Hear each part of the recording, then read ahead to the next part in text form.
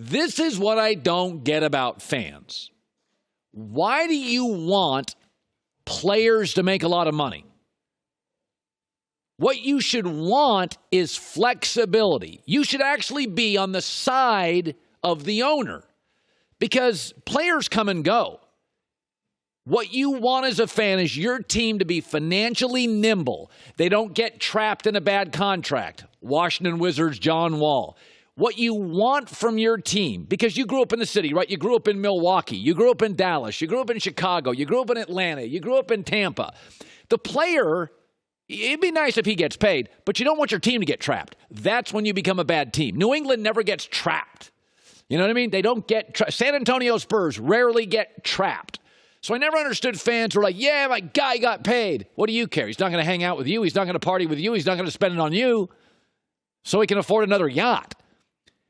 But it's a prime example. Michael Thomas just made a $100 million extension 5 years. He's worth every penny.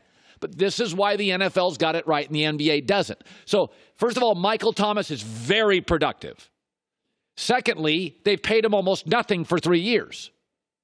Third, now you only have to guarantee 60 of the 100 million, meaning if he goes sideways, you can bail on it. And D, he's almost guaranteed to continue to be productive because of Drew Brees and Sean Payton and that offensive concept.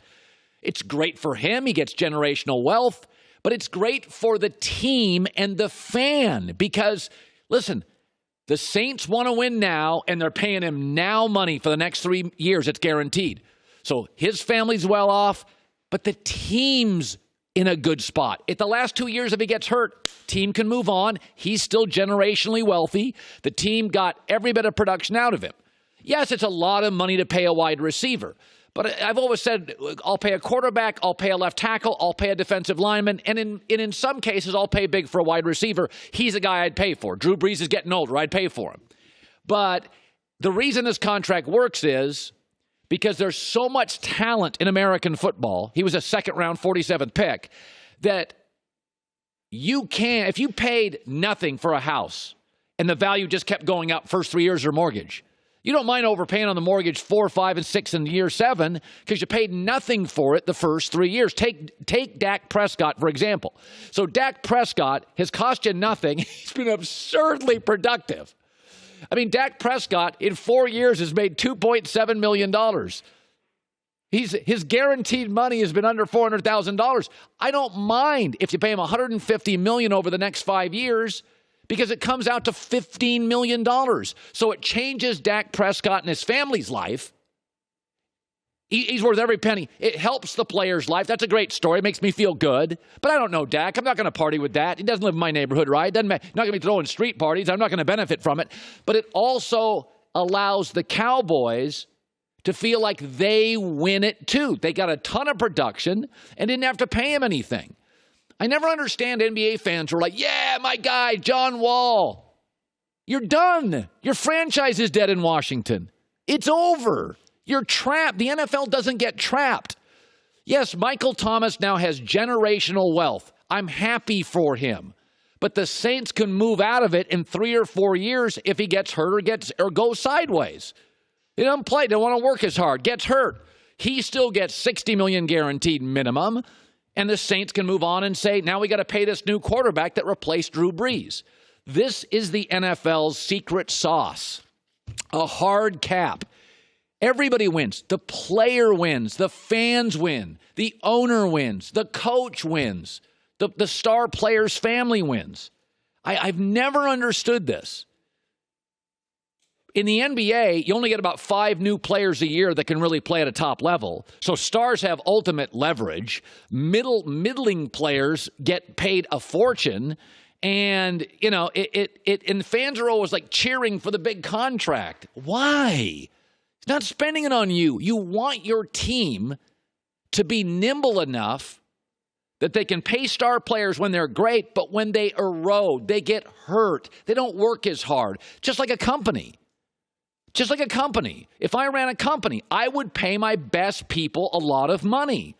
But if they did go 4 or 5 years into it sideways, I wouldn't I like baseball. I wouldn't want to be locked into Joey Votto in year 7, 8, 9, 10. I can't afford any pitching.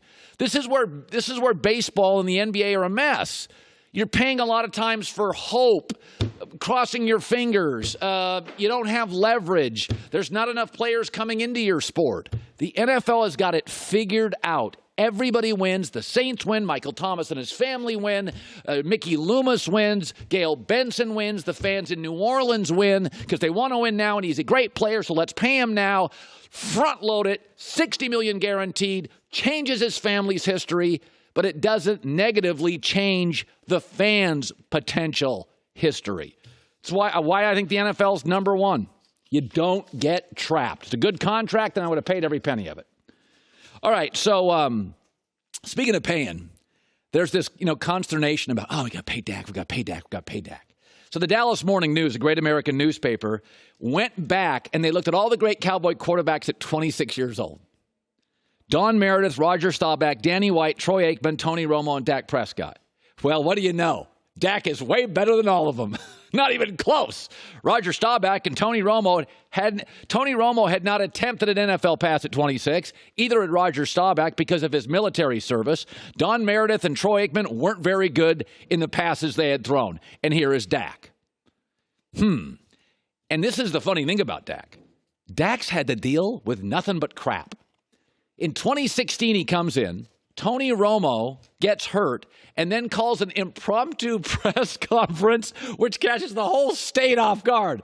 And Dak's like, I love Tony. I guess I'm starting.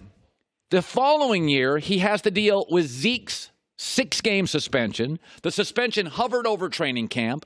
Tyron Smith, the best left tackle in football, gets hurt. And then last year, he loses Dez, he loses Jason Witten, he loses the best center in football, Travis Frederick, and there's an anthem controversy he has to put his arms around.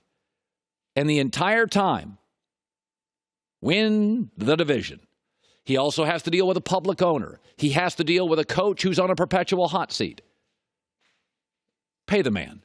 For 7 years, all you fans have done in Charlotte is make excuses for Cam Newton. He's had above-average offensive lines, above-average running games, an above-average head coach, above-average defenses. Excuses, excuses, excuses.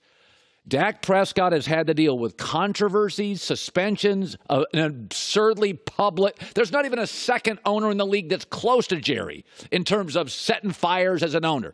Controversies, suspensions, the anthem thing, Jerry talking, coach on the hot seat, Jason Witten retires. Wins every single year. Second winningest record to Tom Brady since he came in the league. Little perspective. Dallas Morning News says, let's look at all these great Cowboy quarterbacks at 26. How were they? Dak is significantly better than all of them. He doesn't have the best arm. He's not the most mobile, but leadership, good enough mobility. And oh, by the way, at the end of last year, I just want to make sure all you Cowboy fans out there and all you NFL hate Dak guys remember, anybody know what Dak did in his final 8 games last year? Like a lot of young players, he got better. 7-1, 68% completion percentage, passer rating over 100. He's also getting better. Here's Dak Prescott, last 8 weeks of the NFL season. Young people in all sports tend to get better. If you look at his last 8 weeks, 7-1. Completion percentage, passer rating, yards per game, up against 4 playoff teams. All right, coming up, Saints fans are trying to get in my face this morning. It's not going to work. That is not going to work. I am feeling good about the show and good about myself, Saints fans. I think you're going to, and by the way, I've been right on this 3 straight years. I think you're going into the tank this year. And I'll double down on that for those Saints fans who are of the delusion that Michael Thomas's signing changes everything. It changes absolutely nothing. Hi, everybody. Thanks for watching. Subscribe here to get the latest from the show. Also, be sure to check out more of the best clips from The Herd or go watch a few segments from other shows on FS1.